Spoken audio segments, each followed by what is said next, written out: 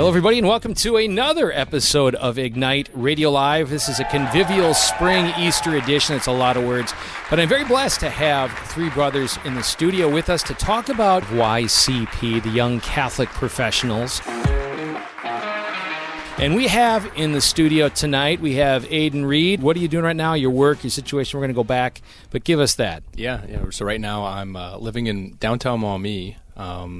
Love living there, and I'm working for Owens Corning. I've been working there for the last 4 years, and about a year ago started a new role in their installation business, working in finance. So. Awesome. Good things do still come out of Miami University of Ohio. I'm happy to hear that as a grad.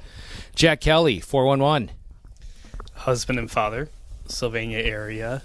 My wife Grace and I have two sons, Casey and Finnegan, and we are expecting our third July 11th. We don't know if it's a little boy or girl, but after kind of a roundabout way to the legal profession, I was a teacher and a seminarian for 6 years before going to law school. I'm an attorney now in downtown Toledo at Shoemaker, Loop, and Kendrick, and I do wealth strategies, which is a fancy way to say estate planning and business succession planning and that fun stuff. So windy road, but a blessed one. Awesome. You got a little bit of that in your blood also, as do you, Aiden, from your dad. I like that. A little bit of formation, both Catholic and, in your case, business, of course, but wealth management.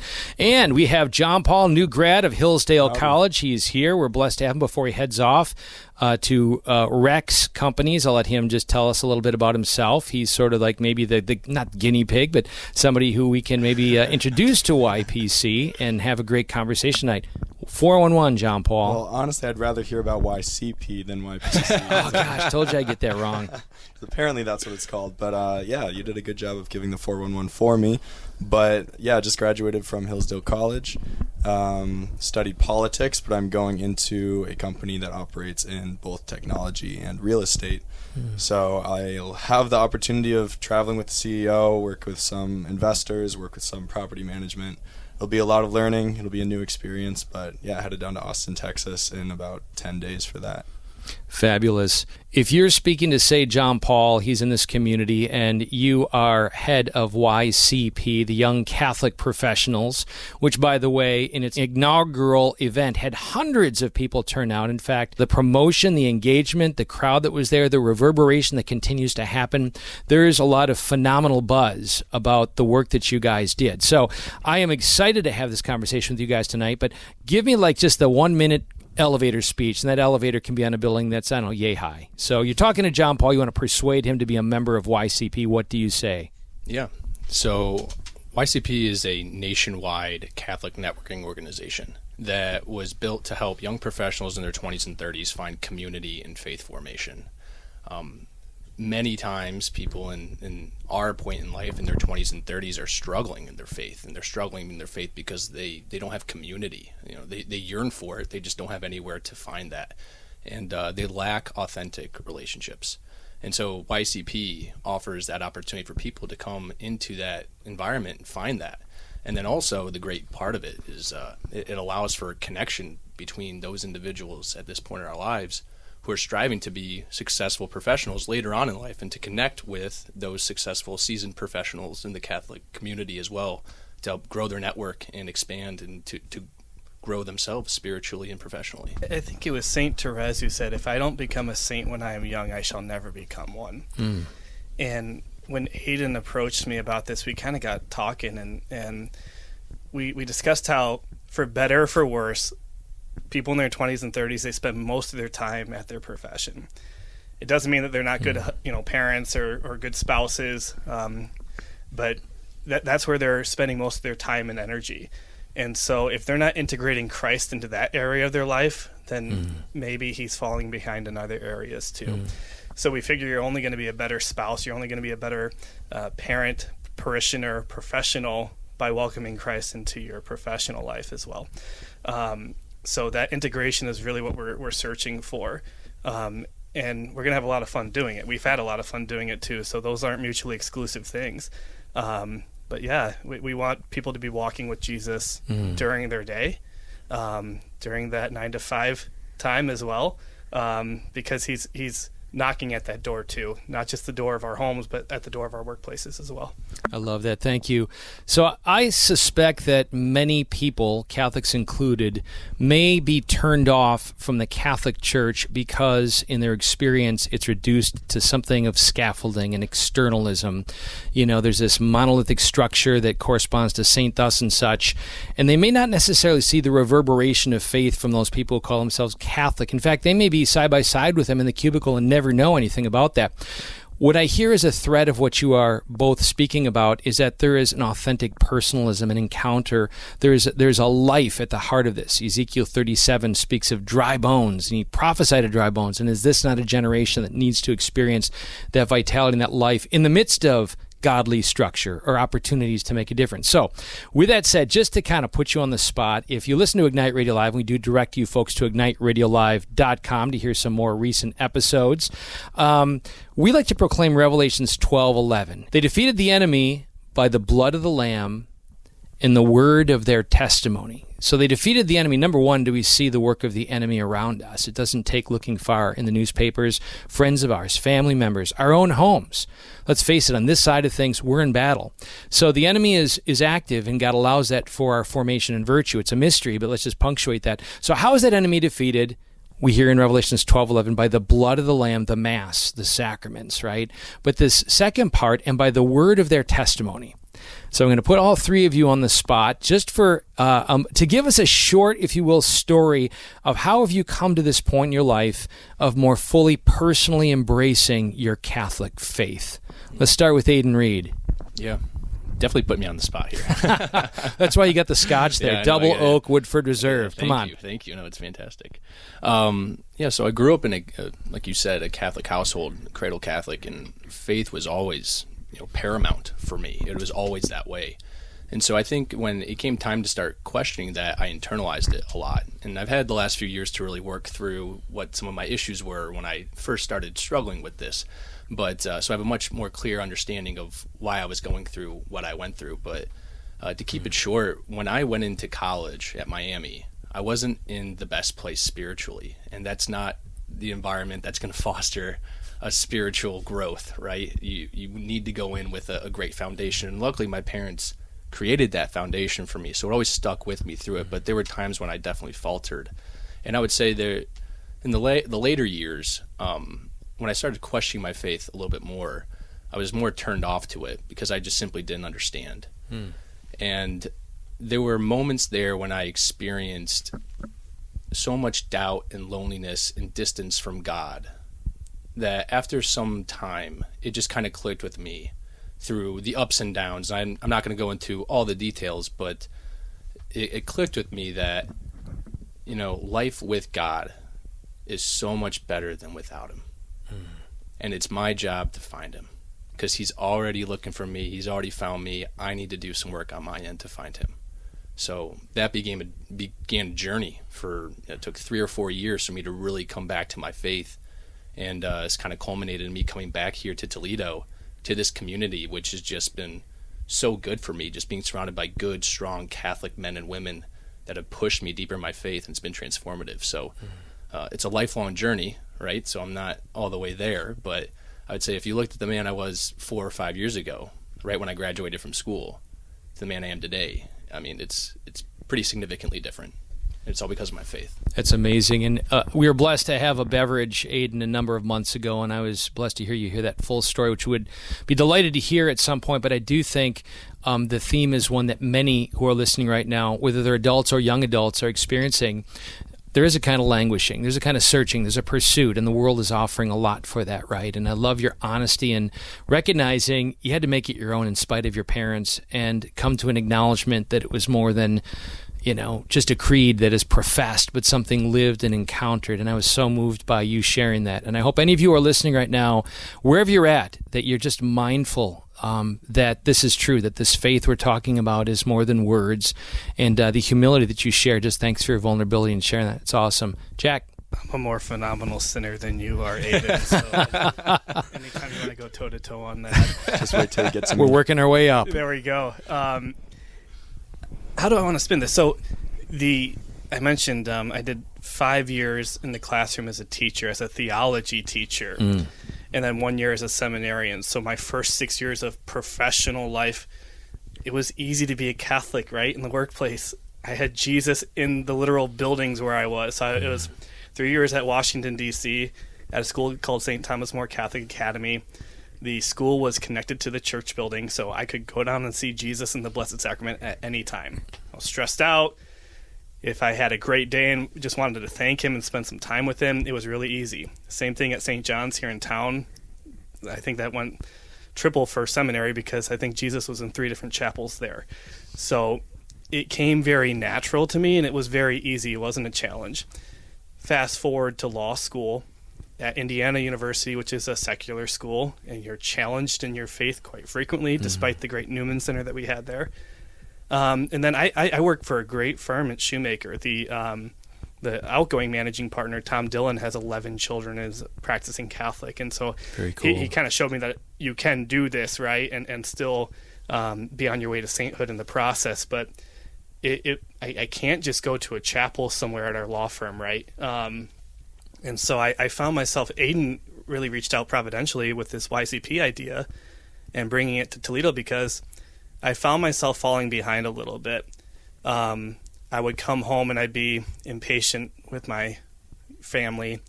I'd be short with them, and it was because I wasn't getting that spiritual fulfillment and nourishment at work. And YCP kind of shows you that that's not an excuse, that you're still called to do that even when it's not easy. But what YCP does is it brings you into a community where people are struggling with that same thing, and you realize you're not doing it alone, which is a huge help, because when you feel like you're on an island, it's very, very easy to get discouraged and desolate and lonely.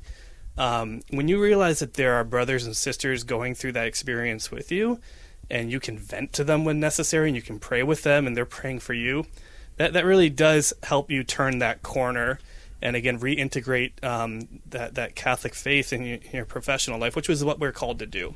And I think I will only be a better attorney if I'm becoming a saint in the process. It's not going to hold me back in the slightest. That was one of my pitch lines to people when we were recruiting folks for YCP is, you're never going to find a better employer or employee or vendor or customer or salesperson than somebody who's actively trying to become a saint.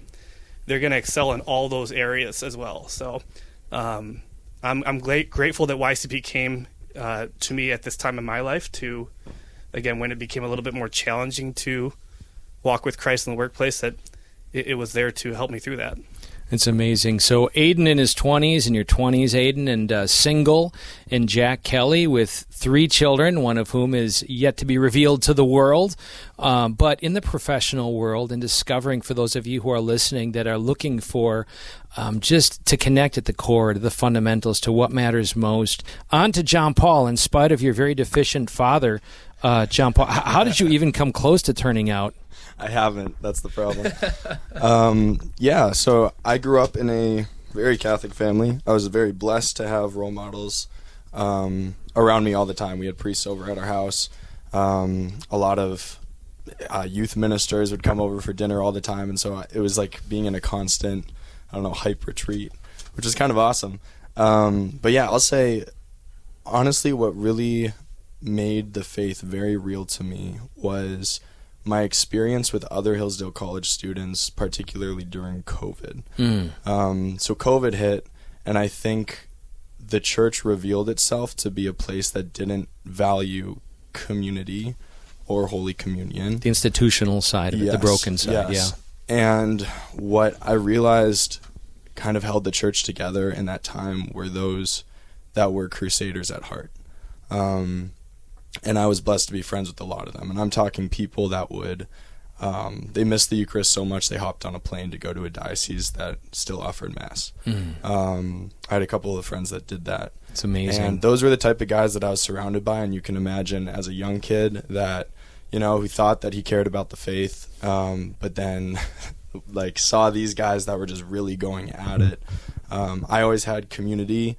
I always had a passion for Christ, but I saw that passion only means so much, and purpose means so much more. And these guys really recognized that they had a duty as Christians to fight for what they valued. And that was the culture that I was saturated in at Hillsdale College.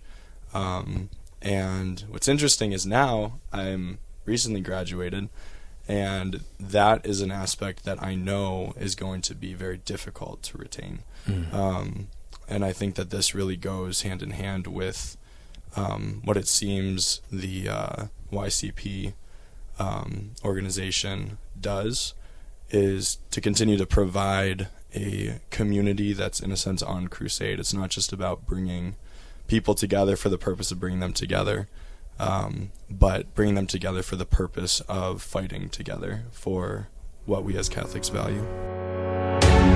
You are listening to a very special episode of Ignite Radio Live. This program is made possible by the prayers and support of listeners like you. Would you please pray about helping us advance this critical mission that is impacting so many individuals' souls, marriages, and families? Even just $5 a month makes a big difference. Please go to ilovemyfamily.us and click on that partner tab.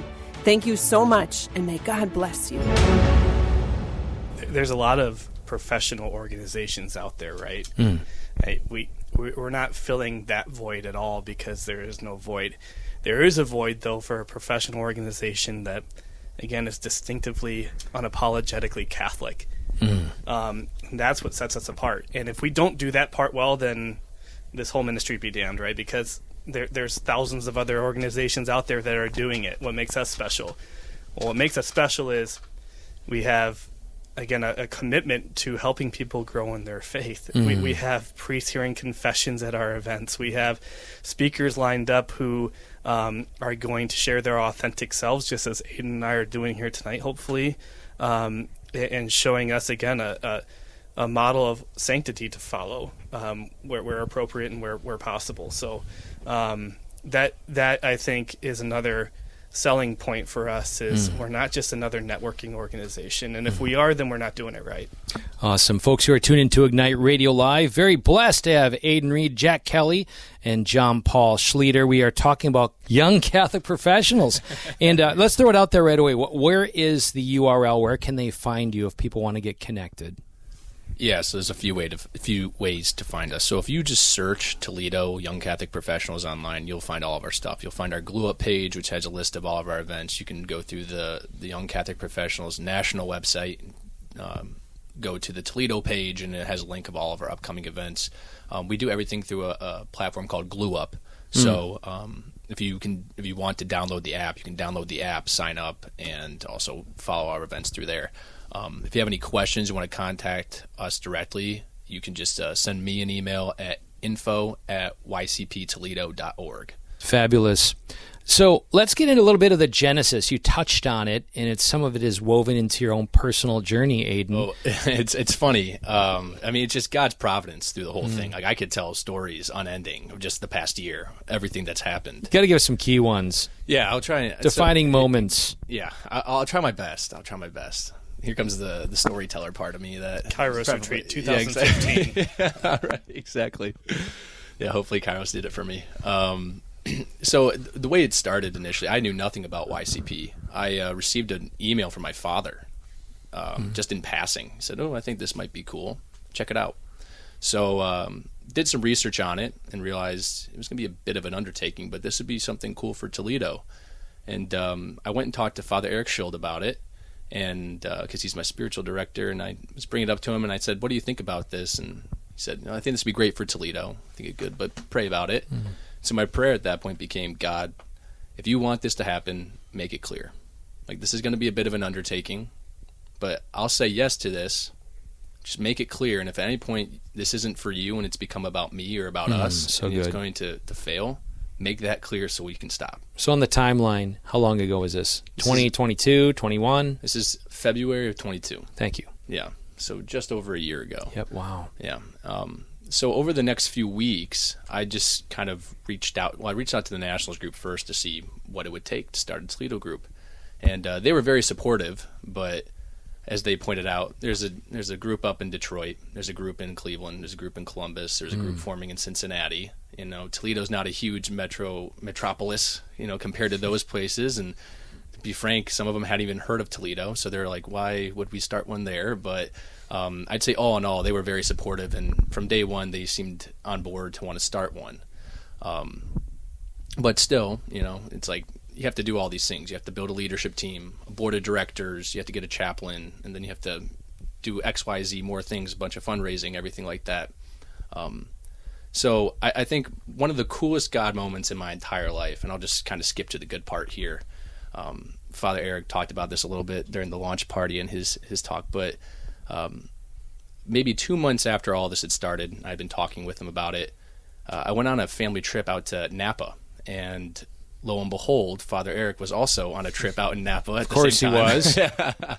So he came and joined us, and we're sitting there at my favorite vineyard, and we're drinking one of my favorite wines, and it was just a beautiful week, lovely time with the family. And I'm talking with Father Eric about this, and I'm like, Father, I think we should do this. I think we should, but I'm only going to do it if you're going to be the chaplain. And he said, I would love to be the chaplain. Amazing. I would love to be the chaplain. And then we're like, okay, so I'll call National next week, and we'll try and get the ball rolling on this. And maybe 30 seconds, within that 30 seconds, Father Eric's phone goes off. A quick little ping.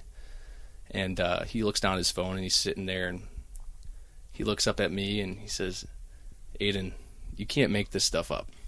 You can't make this stuff up. And I'm like, what? He starts to read to me the email he had just received. And it was along the lines of, it was an email from the diocese on behalf of the bishop saying, Father Eric, would you be interested in helping us start a chapter of young Catholic professionals in the Toledo Diocese? Oh, my goodness. Wow. The bishop wants to, after spending time in Cleveland with that chapter, would like to bring a chapter to Toledo and wants to know how that's possible. And Father Eric just responds, already on it. Like, we got it taken care of. So at that moment, I was like, okay, God made it clear. Like, very clear. That is amazing. It's amazing, and we have to give a shout-out to Father Eric Schild for having a receptivity, Our Lady's fiat, Lord, let your will be done, make it clear, and a passion for souls. And those of you who know Father Eric, we could say a lot of fun things about him. In fact, I was hoping you could do an imitation or whatever, because he's very imitable. But he is jovial. He loves Christ. He is a great pastor, and he's very attuned, I think, to hearts coming to know Christ in the fullness of the Catholic faith. And in spite of the busyness, which St. Joe's in Maumee is parish, which is really iconic, I think, for being, quote unquote, that kind of parish that is growing and thriving and reverberating, maybe to the dismay of neighboring parishes. I don't know. But anyways, he is about it, and a readiness of lay people, I think, who want to move. They're looking for their calling orders, if you will, and to have the perfect alignment, right, from the bishop, had been inspired, connected to a Father Eric Schild, your readiness and how God, the Holy Spirit, have been moving through that all the time. I have to believe that story is, in this very moment, latent among all who are listening in many different ways. Jack, you have anything to add? How did you get involved? Aiden called me during work. Of course. I thought he was looking for an estate plan, and I started running my clock, my billable hours. Exactly. That's awesome. Aiden reached out, and he said, we're looking for board members, and we're looking for members of our leadership committee, and where can I put you down? And I said, Aiden, where do you need me? My brother was pretty active and still is very active in the Chicago chapter. And I get like a little fired up with my Toledo pride. Like, I like the underdog stuff. You. And, Aiden said, we got our work cut out for us. We'll be probably one of the smaller areas, smaller dioceses to welcome this group in. And I said, challenge accepted. Let's do this. Awesome. And I think that underdog mentality has served us well in terms of our rollout. At the launch party back in March was close to 400 people. Amazing. Much larger cities than us haven't sniffed that. And our first 3 events since then have been very well attended too. And so we're going to capture that momentum and keep up with it. And that's not us. That is the Holy Spirit. And there is a desire for this in our diocese, I think, as we've mentioned throughout the night. But yeah, I think you're always hesitant to add something more to your plate. And I know I was, and there are times where I'm still like, hey, have I bit off more than I can chew? But no, I think when you're looking, sometimes you're asking God for opportunities. How do you want me to build your kingdom? And then he'll smack you in the face with one. And in that case, it was Aiden giving me a call and welcoming me and inviting me into a ministry that I knew had a good track record because my brother was a part of it. And I knew people were hungry for it because I was hungry for it. And so I thought to myself, I can't just sit on the sidelines for this and let somebody else do it. I want to be a part of creating something. And, it's our hope that when our term's up, we're passing off a great organization to the next leadership committee, and this will be self-sustaining and growing. But I know that we wanted to do it right to get started too. So I appreciate Aiden's gumption and Father Eric's fiat and just all of the work of the Holy Spirit in doing this in our diocese. The bishop has been incredibly supportive as well. And so we're very blessed in that sense. So I'm going to throw something out here. We're going to start to get a little edgy and talk about maybe some consequential things, because I know you guys are up for it. We got some good Woodford Reserve and craft beer and things going on here. It's great. This is Catholic, right? The only thing we're missing is a good cigar. So I think many great organizations over the decades have come and gone because a number of things, but number one, they became focused on just the strength of this organizational structure and people who belong to the organization, a membership mindedness, right? And I would say that the movements of Christ, which we see in every story, every drama, every biography ever told, are sort of this, empty fill and overflow.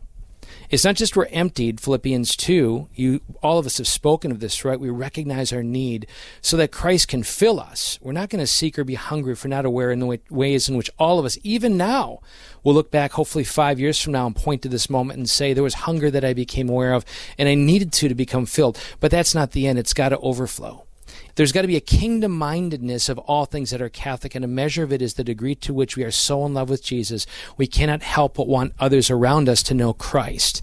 So from the standpoint of the momentum that you have now, to some extent, I think it is, shall we say, pastoring or engaging people to, first of all, have a supportive connection, but a maturing to the point where they see, in my work, I have the capacity to influence this culture in a permanent way and those around us with the specific challenges. It's not inconsequential that some of those challenges are, what is a woman, what's a man, transgender issues, and many want to soft pedal that. Well, let's keep that out of the ring. It is integral to our faith to know truth and know it has something to do with our relationship with Christ.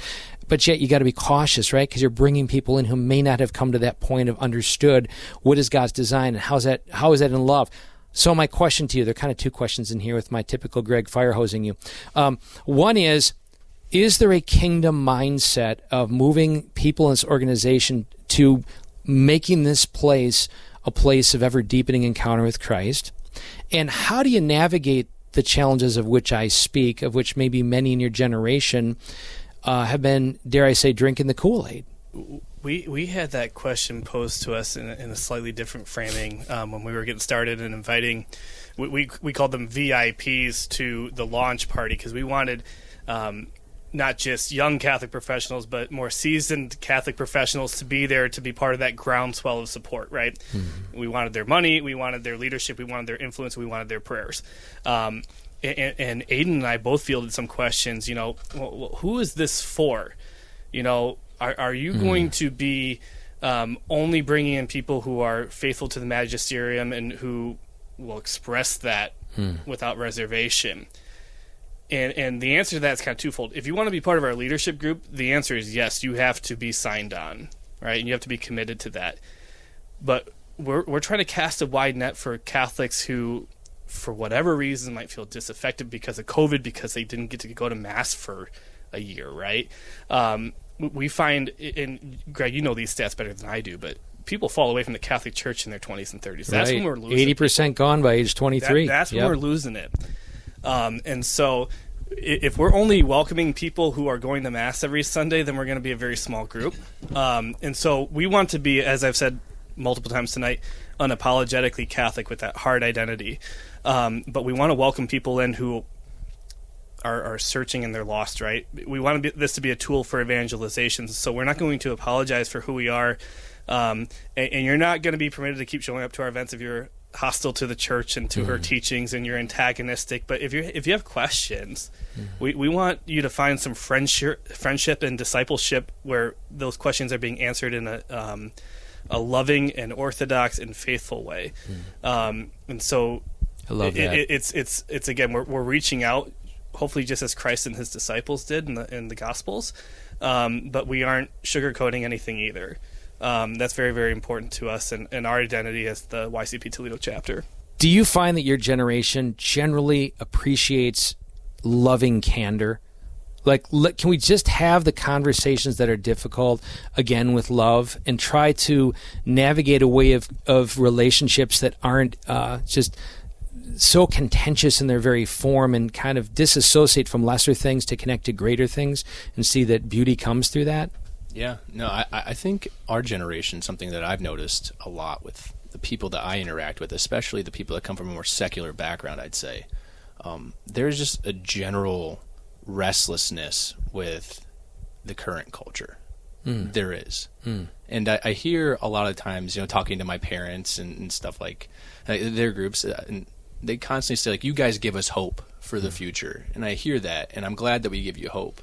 But I also think that maybe that generation, their generation, doesn't realize that the generation coming up right now is reverting back in a way. And the 20 years in between, the 30 years in between is kind of stuck in this realm of, the social media sphere and kind of, like you said earlier, drinking the Kool-Aid. But a lot of people I'm noticing who don't even know anything about faith are just becoming restless and tired with everything that's been poured down their throats their whole lives. And they're starting to ask the important questions. And to your point about loving candor, I think more often than not, in my experience, people are so open to learning about not just Christianity or faith, but Catholicism especially, when you just say it lovingly and do it through your actions. I mean, you would not believe how many people, when I am in a public institution, right, in a publicly traded company, Fortune 500 company, when I brought this forward and told everyone I was doing it, which I felt no shame in doing that, they let me go out and announce it in some of the different groups that they have there. I didn't receive that pushback. I didn't receive that turnoff. And a lot of young professionals were like, this is really cool. I'm not Catholic. Can I come? And more than a few of them have shown up. It's amazing. So I think there is this kind of, people are coming back to it. I was going to pitch this to JP because you're coming from the college experience, which thankfully Hillsdale's not the echo chamber that you get at many institutions, but whether it's UT or BG, and I'm not knocking these institutions, it's just Hillsdale's unique, let's face it. They are. Gosh, even some of our Catholic universities, it becomes an echo chamber for the culture instead of a place where you're actually going to get some pushback and you're going to have these great engagements about what is truth, right? So I'll pitch it to you, and as a recent college grad, can you speak to the hunger that maybe folks your age have to break out of the echo chamber? Yeah. Going off on what Aiden was saying, there's definitely a restlessness. I see it all around me. I see it in Hillsdale College students.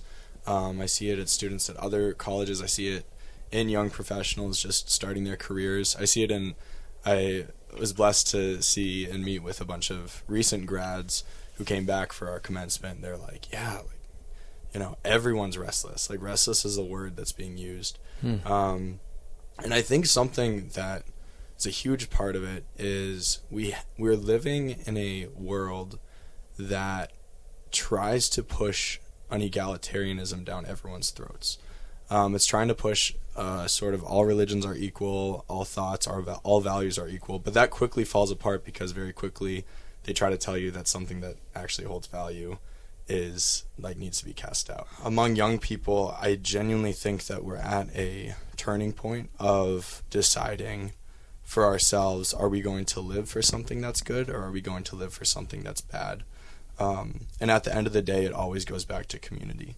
Are you in a community that's allowing you to embrace a sort of distinction between the good and the bad? Are you living in a community that recognizes the good and tells you, hey, let's go do this? Are you living in a community that sees the bad and is like, this is easier? We live in a very effeminate world of people that don't really want to pursue what's hard, but what you'll find is that those that are pursuing the things that are hard, that are good for them, quickly rise to the top. So yeah, I think there's a drive to be in community. There's a drive to be with other people that are fighting for what's good. And I think that that's really coming out among this sort of like younger next generation. Let me color that in a little bit.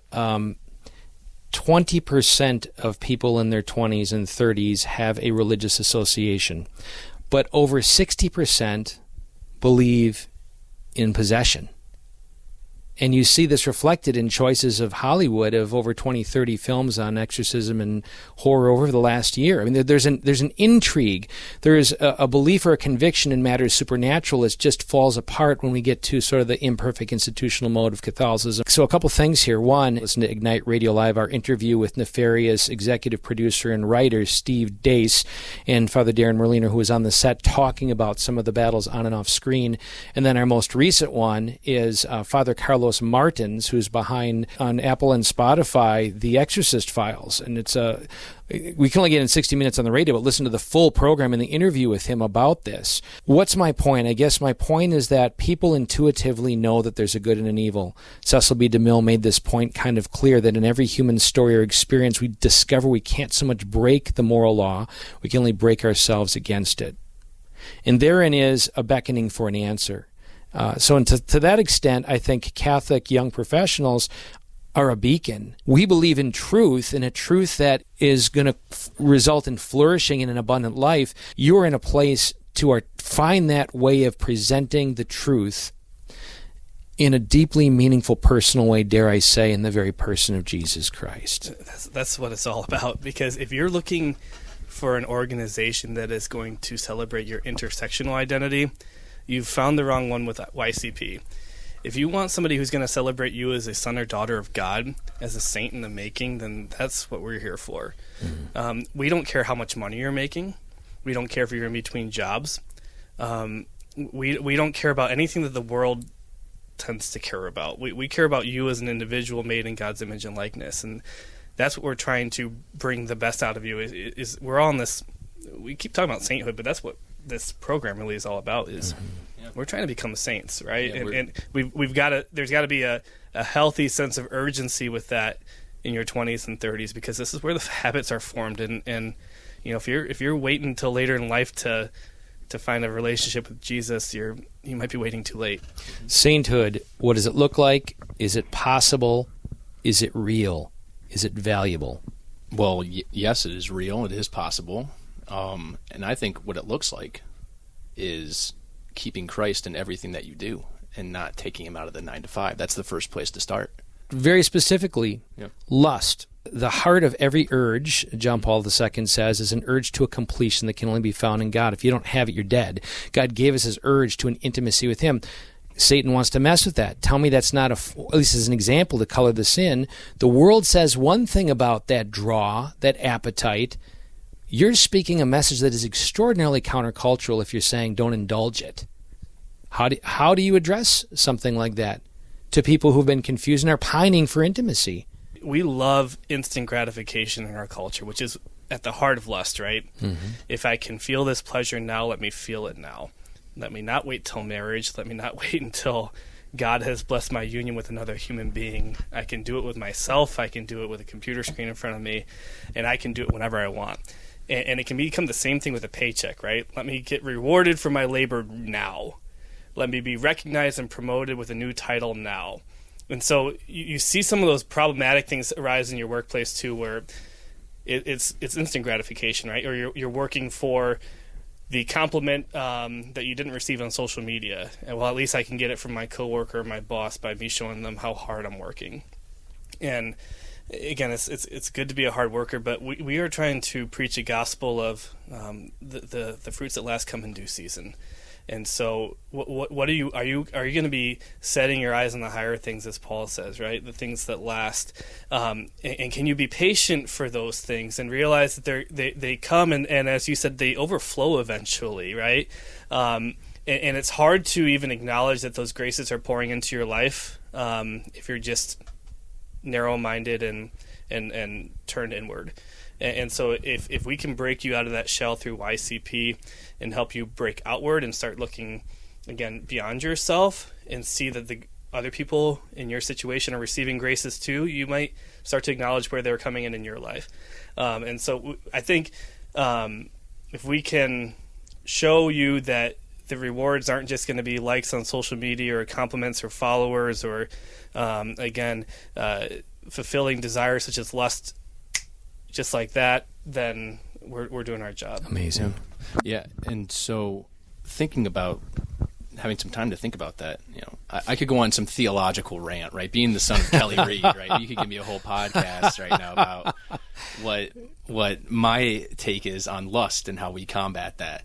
But from the lens of YCP and looking at what we've built, the most simple thing, looking at the purpose, right? The purpose statement of this is to build modern day saints by showing them community and practical tools on how to work and witness for Christ. Love it.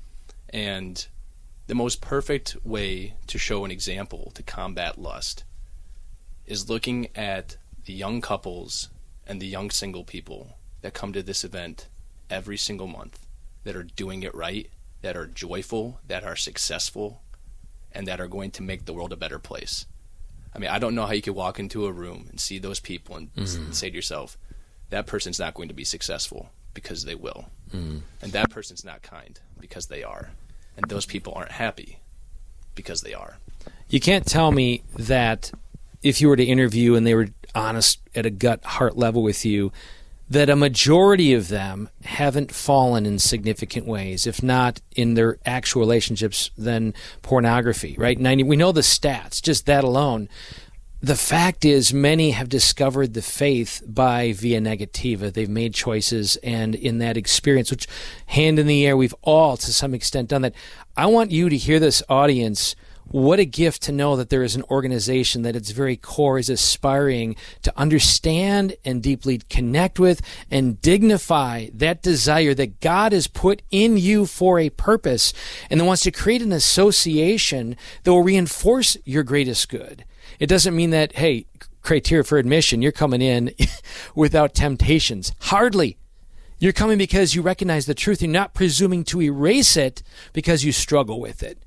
And maybe that message is something that maybe many need to hear also. We're not going to presume that we can erase God's design and that path to eternity and wholeness because we fill in the blank, pornography, infidelity, whatever the case may be. But at the core of most people, I believe most people know that there is a true and a good, and you're offering a community and association of people that are committed to seeking the fullness and living and operating in that realm. Yeah, I was going to say, back to the instant gratification question.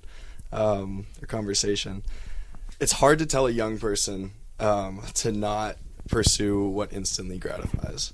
It's also even like in the professional life, if you're trying to close a deal down with someone and you tell them, oh, guess what, you're not actually going to see any value from this decision for another long time. They're probably not going to trust you. People want to see value immediately. And I think that very often in the spiritual life, we contracept ourselves by placing limitations on what gratification is. As an analogy... That's deep. That was great.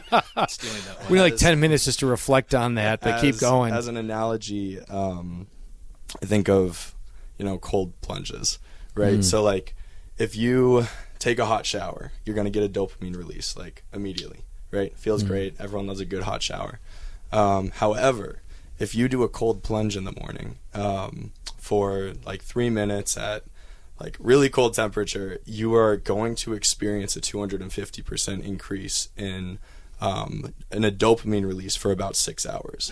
So you're going to not only receive a higher amount of dopamine, but your mind is actually being trained to be able to consume more dopamine for a sustained period of time, which is much healthier for like the human being than just a fast release of a lot of dopamine.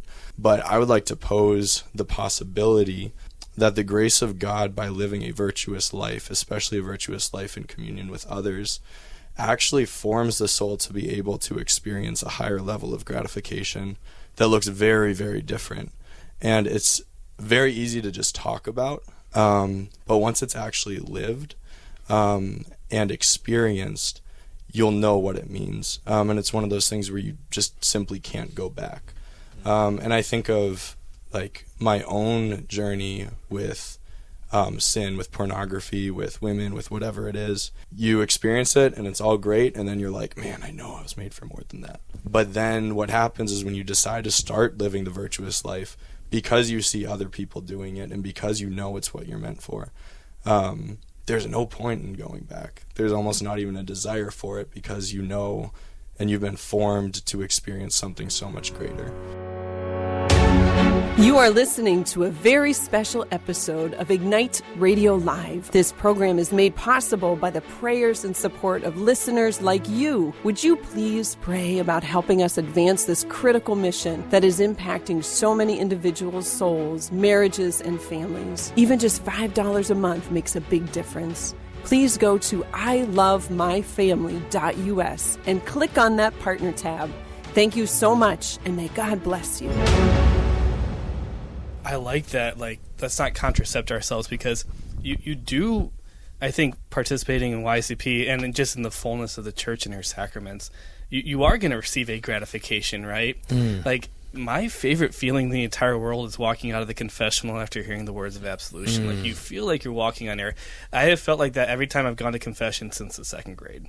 It's amazing. And my parents told me I was going to feel like that before my first confession, and I felt like that every single time. And if you've gone for a while without receiving the Eucharist, have you ever experienced it just tastes great like the first time you receive Jesus after a while?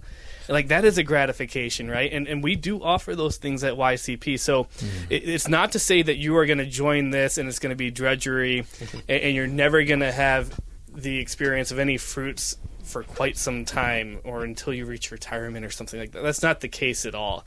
It's a different kind of gratification. I think it's a lasting gratification that you receive. The restlessness that our generation feels is, again, because we're not feeling satisfied.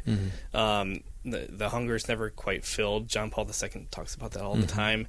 And we are offering, again, a different menu, I think, at YCP. So those desires that you have that might be bringing you to lust or to other vices, bring those desires with you to YCP. We're going to fulfill them in a different way, but you will feel fulfilled, and you're going to feel fulfilled for a longer period of time.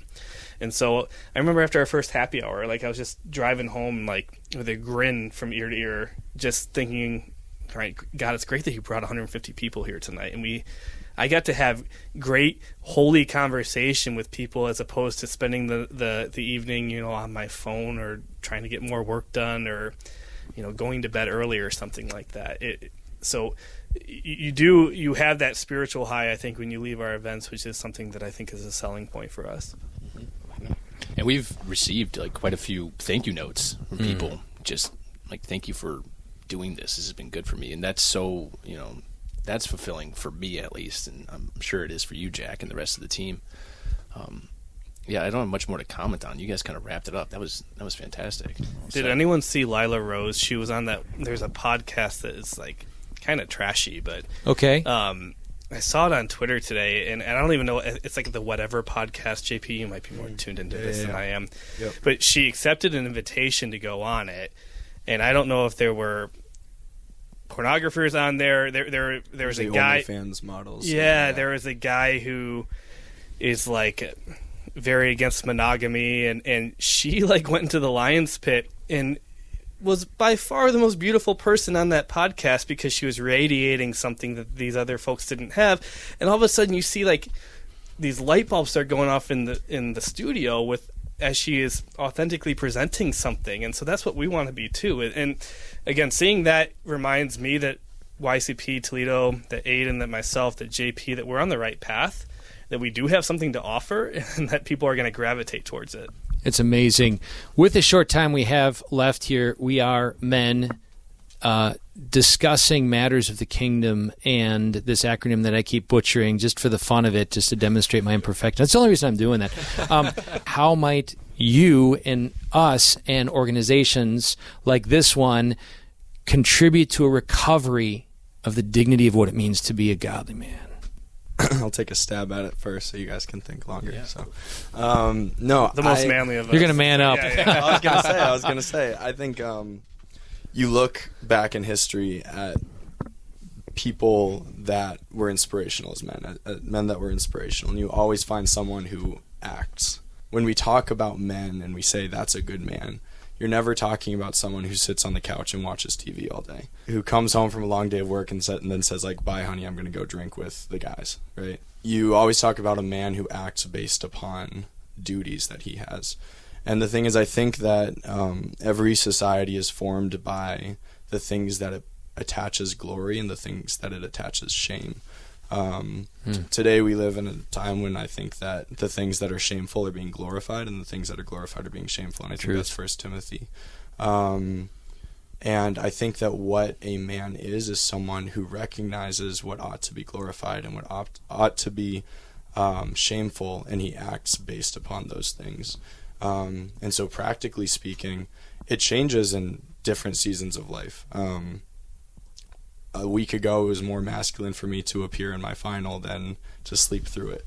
Now it's going to mean, being in the workplace, putting in the work, putting in the hours, and doing it with joy, and, as much as is possible to use that joy to bring others closer to Christ. And calling your mom twice a day. Calling my mom twice a day, of course. But also to see the things that are shameful in society, to see this sort of effeminacy that's corroding masculinity, and to call it out. And so I think that for men, it's also just a very physical thing. If you're a man that doesn't work out, you're failing. But at the same time, if you're a man that doesn't pray, you're also failing. And so there's a lot of obligation that's placed on men today. And I think that's a good thing because it's a masculine thing. Yeah, so men act, and they act based on duty. Aiden and I just finished Exodus 90 a couple weeks ago at Easter. Awesome. And, one of the hallmarks is you're working out daily and you're only listening to music or podcasts that glorify God. So I got really, really into Fulton Sheen during my workouts. It was great because, like, the first 15 minutes of any of his sermons, he's kind of calm and laying out the arguments beautifully. And I don't think he spoke from any notes. Like, I think this was like riffing off the top of his head. He was that smart and that tuned into the Holy Spirit. But like after minute 15, he'll start to get into he'll lapse into this Irish brogue that I think his parents brought over from Ireland, and he'll get really fired up, and like I would hear it as I was finishing a set, and it would be like this jolt of testosterone and the Holy Spirit that came in, and it was awesome. And I just admired him because this was someone who dedicated his life to reaching as many people as possible, and he, I think, took time to sit back and say, Lord, what have you blessed me with, and then how can I use those gifts? And he did that, but he didn't neglect the people that would come up to him in the street. He always had these anecdotal stories about, meeting a prostitute or meeting a man who was on his deathbed, and those are the most powerful stories. He knew their names. He would invoke their names. Right, yeah, right. It's good as a man in a culture where we're trying to reclaim masculinity to try to latch on to good examples. I think the ultimate one is Jesus, but where I found that is, I don't know if you've seen The Chosen, that show. Absolutely. But Jonathan Rumi, I think, does a great job of portraying Christ. And I know Agreed. that it's not all canonical, right? They do some creative licensing with that. But I think the way he portrays Christ and his, as Father Joseph said on Sunday, his gentleness and reverence, it doesn't indicate any sort of lack of strength or masculinity. Gentleness and reverence are not feminine traits. They are the traits of the man, right? And so I've been trying to incorporate not his style of speech, but just his candor and his love in talking to people, looking them in the eye, being confident in who I am and what I have to give somebody. As Fulton Sheen did, taking a step back, acknowledging where I've been blessed in my life, and then how can I share those blessings? When I think about authentic masculinity in faith, I often think about, and I can't remember the passage right now, so maybe you can help me, but it's often said at weddings where wives, be submissive to your husbands. Husbands, love your wives as Christ loved the church. And I remember when I was in college, I kind of had a problem with that. I was like, that's, it's kind of sexist, right? That's where my mind went. So what I did is I went to my mom, and I asked her to kind of explain that to me. And as she does so often and so well, she explained it beautifully in a way that made me think about not just masculinity, but femininity in a very different way. And She said, my job is to, love your father and support him because his job is to do that. And she pointed over to the crucifix. Yeah. So that's what Amazing. he's called to do. Yes. And she's like, I respect him for that, and I'm going to help him do that because that is the hardest thing a man can do. I love that. To die to yourself every day for your wife, for your children, in the small things. Right. And as I learned from my father, it's not this big undertaking that crushes you. It's the little moments where you have to sacrifice the little bit of time or the little bit of sleep or the little bit of whatever it might be that compounds day after day, year after year. You're giving up for the people you love. And so that is what authentic masculinity is for me. It's those moments when no one's looking and no one will ever see, but your character shines through and you live for the people you love instead of for yourself. Absolutely love that. So think about Crescio, Chirp, Acts, Any Retreat, Life in the Spirit, Silent Retreat, Ignatian, whatever. Our lives, every aspect where we work, our family, our circumstances, our custom-designed retreat by God, meant for ever-deepening encounter with Him. And I would punctuate kind of a theme, I think, in this day that is so needed and evidence in its absence of masculinity. And this was the segue into even me introducing this. You spoke of Lila Rose. Dietrich Bonhoeffer. Silence in the face of evil is itself evil. God will not hold us guiltless. Not to speak is to speak, not to act is to act. We are in a generation for which there is evil happening all around, and sins of omission we will be held accountable for. And it shouldn't just be this juridical I should or shouldn't. If we love Jesus and we see the implications of the good and its effect on others, we're going to want to speak. We're going to want to find ways, not in sort of like hard-hitting, self-righteous indignation. I mean, it's not this polls of kumbaya or self-righteous indignation. Can we cultivate relationships with these people in our workplaces, in our homes, and in our families with the heart of God and pastor them? And I think really the organization you guys are part of and, hope to see impact this entire culture. This truly could be a kind of place that reverberates. This prayer to St. Joseph that we'll say before every single one of our meetings, it was composed by Pope St. Pius X, and it ends by asking Joseph for his intercession to work above all with purity of intention and detachment from self, keeping unceasingly before my eyes death and the account that I must give of time lost, talents unused, good omitted, and vain complacency in success so fatal to the work of God. So absolutely love that. What you said, I think, bled perfectly into this prayer to St. Joseph, where we invoke him as our patron, as the patron of the church, to, again, pray for us, to be that saint for this organization. Because, again, there's got to be this sense of urgency in our culture, especially. Think that we can sit on the sidelines and be okay and not stir the waters too much, but that prayer kind of scares you into the realization that, no, I'm going to have to account for that time, too.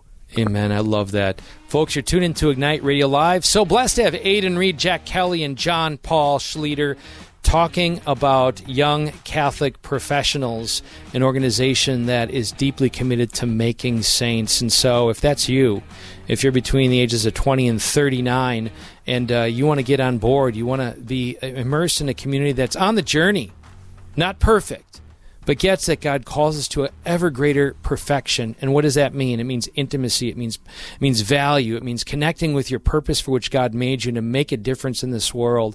I know these men and all those on the board and connected to it are about that in its very core.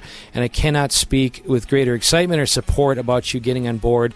Brothers, so blessed to be with you. Folks, tune into IgniteRadioLive.com for other great programs. And again, as a movement, we just are very grateful for your prayers and support of this mission. We're a full-time missionary organization. We seek to answer the question following any great event or program, now what? Fundamentally, it's living it in our marriages and families as a way of life, that our homes can become that kind of place. Check it out at ilovemyfamily.us. Click on that partner tab, and let's just continue this tremendous gift, appointing and anointing of building the kingdom. Until next time, God bless you.